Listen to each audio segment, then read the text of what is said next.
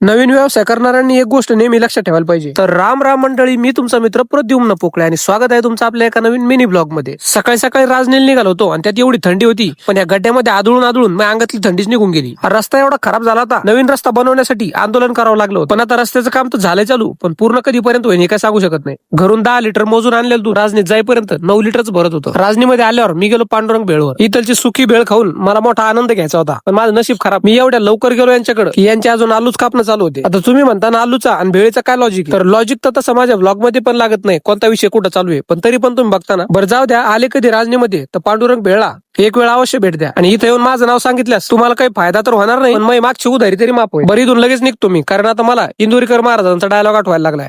डेअरीला दूध घालायला गेलेला शेतकरी जर किटली वाळायच्या आत घरी आला तो स्लॅब टाकतो.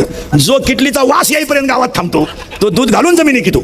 घराकडे निघते वेळी मला लक्षात आलं की आपल्या दुधाची कॅन जर फुटायला आल्यात, एखादी नवीन कॅन घ्यावं लागतं. मी लगेच एका हार्डवेअरच्या दुकानावर आलो आणि मागचा पुढचा काही विचार न करता डायरेक्ट 300 रुपयाची एक 10 लिटरची कॅन घेऊन टाकली. कारण माझ्या मित्रांनी मला सांगितलं होतं हप्त्यावर कोणती पण गोष्ट घ्यायला सोपी जात. मी घरी आलो तर आमच्या म्हशी भादरणं चालू होतं. पहिल्याने आम्ही घरीच म्हशी भादरत होतो, पण कसं आहे आता मी झालो नवीन उद्योजक. नोट गेली चालन, पण वोट जायला नको. मग भले 2च्या 4 न होता 2च्या 0 का व्हायला. आणि त्यात एक महत्वाची गोष्ट आहे, बरं राहू द्या, ती तुम्हाला पुढच्या व्हिडिओमध्ये सांगतो. त्यासाठी आपल्या पेजला फॉलो करून ठेवा.